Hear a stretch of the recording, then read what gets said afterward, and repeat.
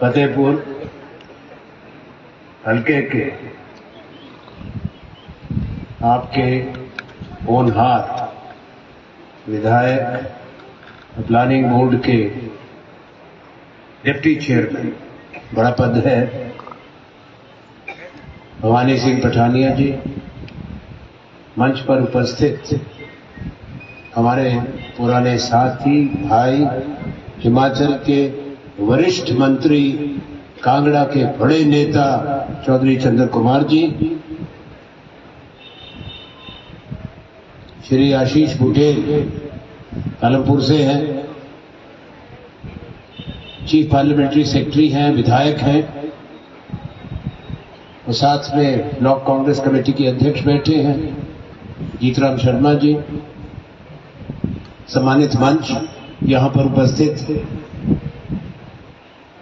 माताओं, बहनों, भाइयों, नौजवान साथियों, हमारी बेटियां यहाँ हैं, कुछ प्यारे बच्चे भी हैं। यहाँ आने में देरी हुई, आपसे क्षमा चाहता हूं। चंद्र कुमार जी ने आपको बताया कारण क्या था। आपका बहुत बहुत धन्यवाद कि तुम्हारा बड़ी इंतजार किया। गर्मी भी है, फिर भी आपने यहाँ रहे, रुके। इससे पता लगता है कि भवानी पठानिया से आपका बहुत प्यार और लगाव है, और कांग्रेस पार्टी से भी आपका लगाव है। भवानी पठानिया जिंदाबाद, जिंदाबाद, जिंदाबाद। मुझे खुशी है कि मैं इस हल्के में आया हूं, पहले भी आया था, बहुत साल पहले, आपको याद होगा। इस इलाके में तो कई बार आया। यहां दोनों जो बैठे, भवानी और आशीष बुटेल, भवानी जी के स्वर्गीय पिताजी सुजान सिंह पठानिया जी, उनसे भी मेरे बड़े गहरी दोस्ती थी, बहुत अच्छे संबंध थे। चंद्र जी, सुजान सिंह पठानिया जी, हम लोग बरसों नहीं दशकों हम साथ थे, और जिंदगी में हमेशा रिश्ते बड़े हमारे मधुर रहे। एक दूसरे से प्यार, एक दूसरे की इज्जत, एक दूसरे को समझना। और आशीष बुटेल जी के पिताजी ब्रिज बिहारी बुटेल जी, उनसे भी लंबा संबंध। अब तो कुछ बातें यहां पे चुनाव में होती हैं, जिनके पास कुछ कहने को नहीं, उनकी सोच छोटी होती है। मैं उन बातों में व्यर्थ समय बर्बाद करने में विश्वास नहीं करता।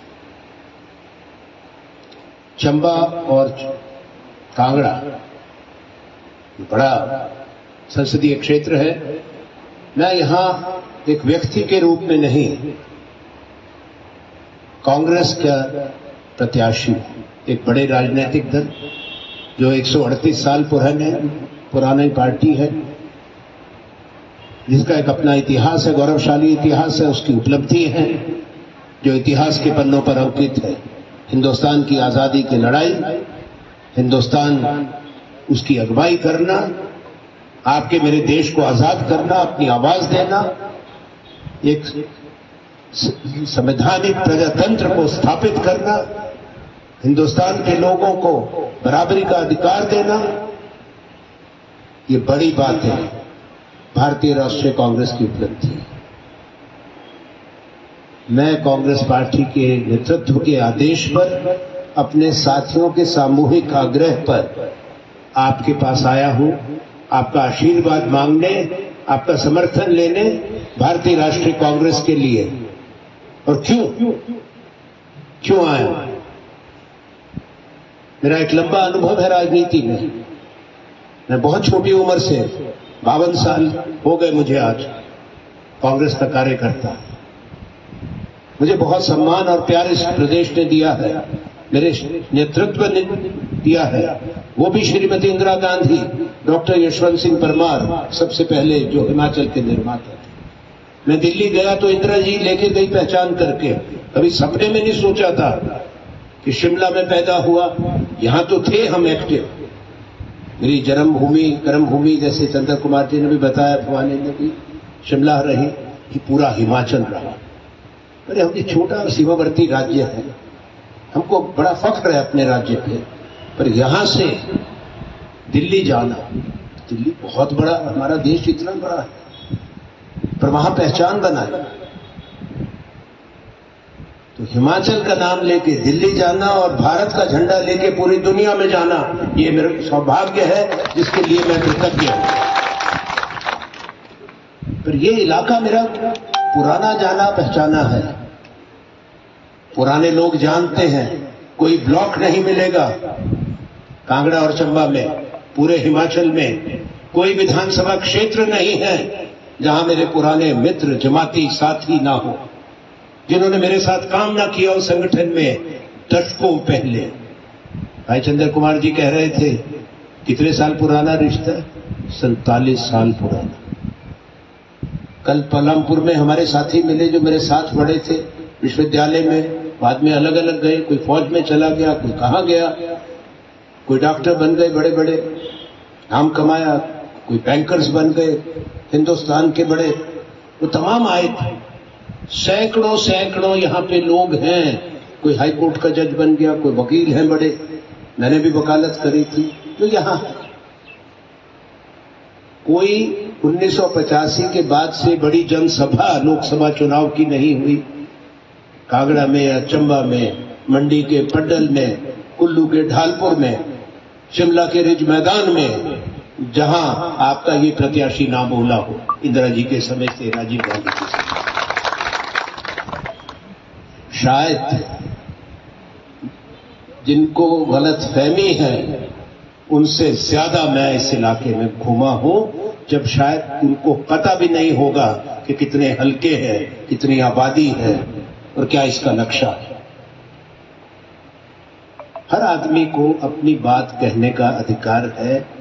ये कांग्रेस पार्टी ने संवैधानिक प्रजातंत्र कायम करके दिया, आपको बराबरी का अधिकार दिया, सोच के बनाया था संविधान, आजादी के समय का वचन था हमारा स्वतंत्रता संग्राम के दौरान कि हिंदुस्तान आजाद होगा तब जब जनता को उसकी आजादी मिलेगी, आर्थिक और सामाजिक आजादी मिलेगी, बराबरी का हक मिलेगा। आजादी के बाद का बड़ा फैसला वोट का अधिकार था, उसमें कोई फर्क नहीं किया गया, कोई भेदभाव नहीं किया गया। हमारा मुल्क गरीब था, सदियों से गुलाम था, अपनी आवाज नहीं थी हमारी, अपने साधनों पर अधिकार नहीं था, अपना फैसला नहीं कर सकते थे। पर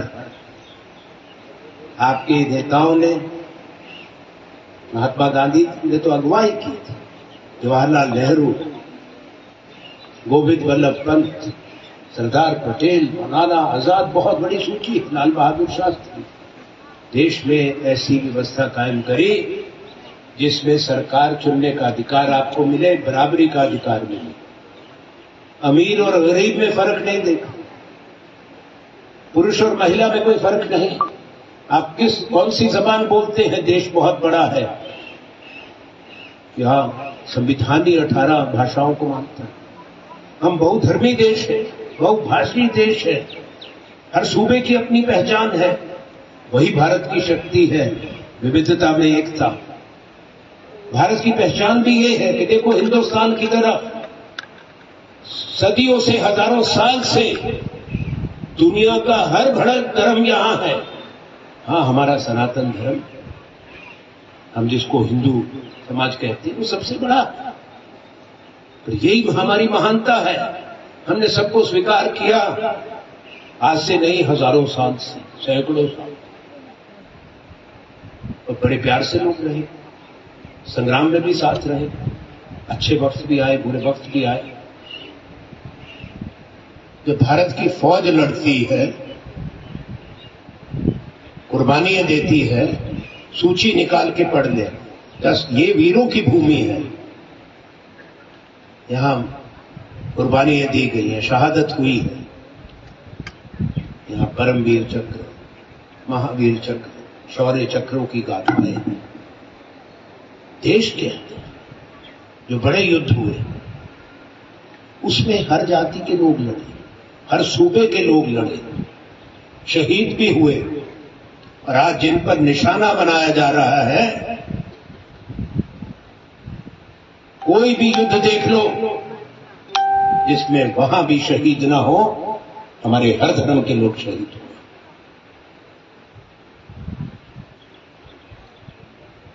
1965 का युद्ध, 62 का युद्ध, 71 का युद्ध, ये चीजें याद रखें।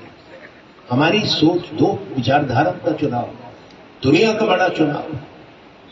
ठीक कहा था, एक बड़ा पर्व है, बड़ा त्योहार है, 5 साल में आता है।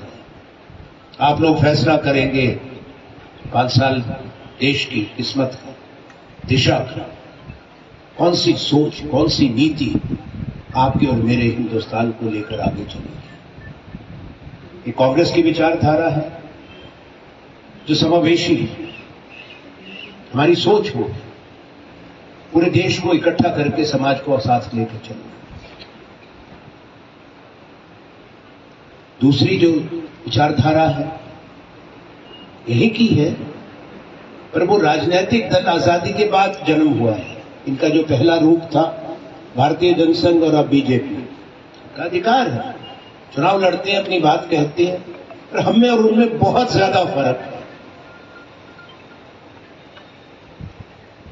वो हमारे विचार को नहीं मानते, हम उनकी विचारधारा को स्वीकार नहीं करते, क्योंकि ये समाज में लकीरें खींचते हैं, राज्य के अंदर लकीरें खींचते हैं, हिमाचल के अंदर भी लकीरें खींचते हैं, हिमाचल और बाजू के पड़ोसियों में लकीरें खींचते हैं।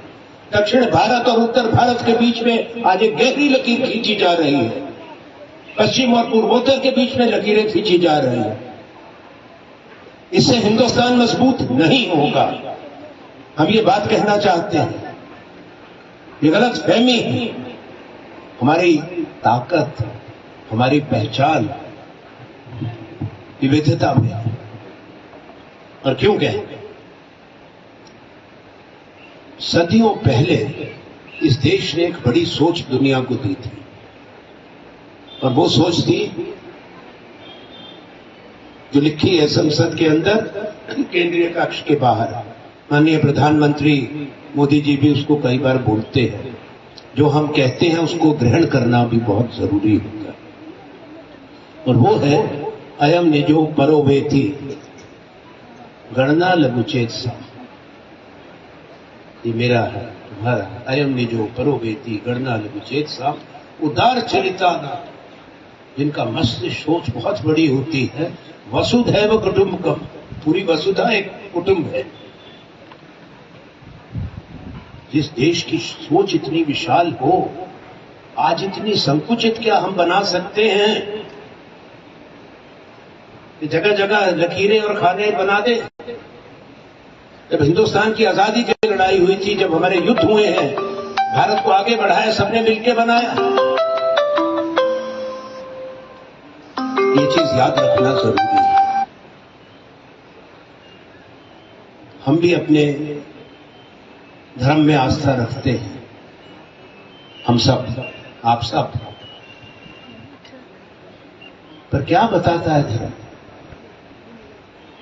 सर्वधर्म सम्मान, सबको सम्मान।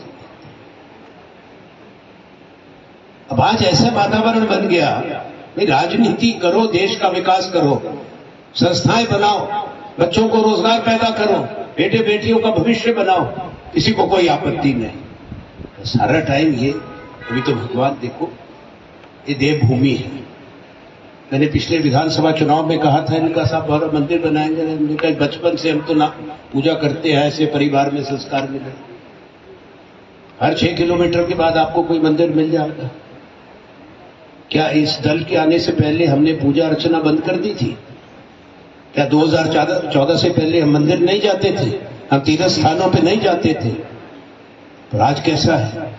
देशभक्ति, वाह भाई, जिन्होंने आजादी की लड़ाई लड़ी, हम तो उनके बारे से, उस विचारधारा के, जिन्होंने शहादत दी, हमारे नेताओं ने।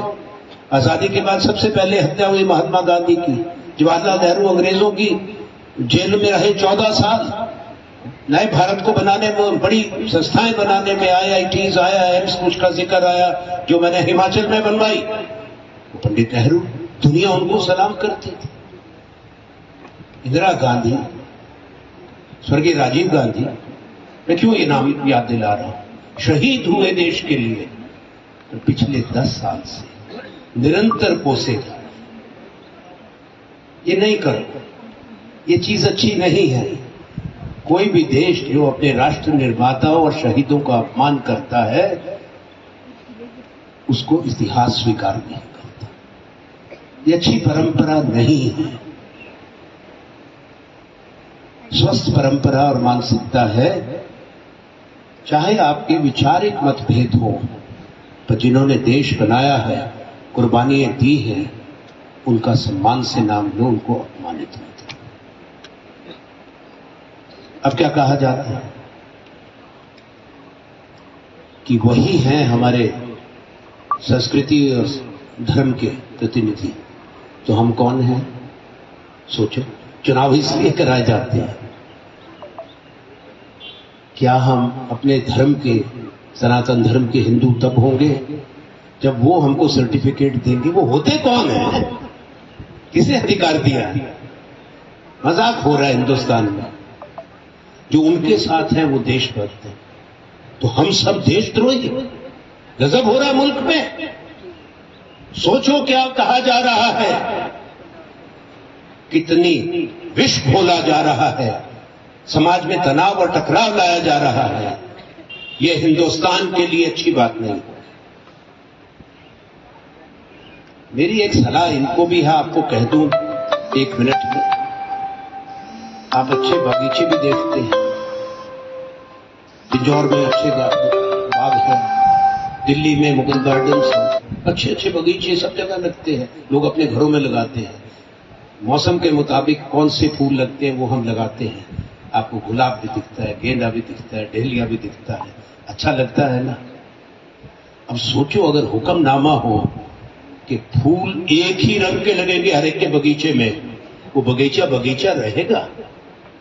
और भगवान भी अनुमति नहीं देता, क्योंकि मौसम के मुताबिक ही फूल सब्जी लगती है। आज तो सोच ही अजीब हो गई, प्रकृति से भी झगड़ा करोगे, किस किस से झगड़ा करोगे? हमारे देश ने बहुत तरक्की की है आजादी के बाद, पर आज कहा जाता है हिंदुस्तान कमजोर था 2014 से, देश में कुछ नहीं हुआ। मेरी माननीय प्रधानमंत्री जी और उस दल के लोगों को प्रभु सद्बुद्धि दे, जब वो भी आए थे सरकार में, चुन के आए थे उसी संविधान को जो कांग्रेस के ने दिया था, और उसके बाद वो पैदल तो कोई नहीं आया, हवाई अड्डे बने हुए थे, दिल्ली में मेट्रो बन चुकी थी,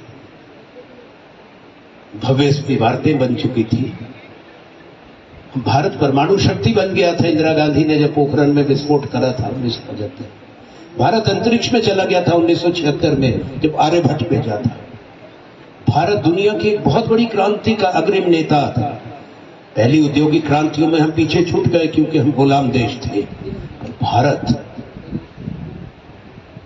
सदी बदलने से पहले जो नई क्रांति आई संचार की, नई क्रांति आई सूचना प्रौद्योगिकी की, इंफॉर्मेशन टेक्नोलॉजी की, हिंदुस्तान दुनिया का लीडर बन गया। आज जो बच्चों के हाथ में, आप सबके हाथ में स्मार्टफोन, राजीव गांधी को याद करो। कंप्यूटर लैपटॉप की जब बात आती है, राजीव गांधी को याद करो। जब सदी बदली थी, पूरी दुनिया ने हिंदुस्तान के लोगों को बुलाया था। मिलेनियम बग नाम का तकलीफ थी कि सारे कंप्यूटर क्रैश कर जाएंगे, बैंकों की सर्विसेज क्रैश कर जाएंगी। भारत से लोगों को लेके गए कि इसको दुरुस्त करो। बड़े बड़े देशों ने दसियों हजार वीजा दिए हमारे आईटी एक्सपर्ट्स। आज दुनिया में जो सेवाएं हैं, जो इंफॉर्मेशन टेक्नोलॉजी से जुड़ी हैं, उसका 55% हिस्सा आपके और मेरे देश के पास, 55%।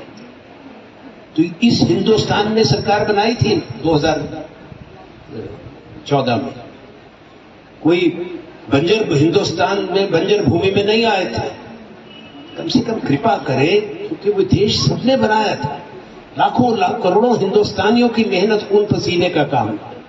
जो संस्थाएं बनी थी उससे आपके हमारे बच्चों का भविष्य बना, पहचान हुई, देश में नहीं पूरी दुनिया में नाम हुआ। सोचिए जरा। $2 ट्रिलियन की हम जीडीपी छोड़ के गए थे। भवानी आपको बाद में खूब बताएंगे, और मैं भी यहां खूब आने वाला हूं, क्योंकि अगर कोई कहते हैं तो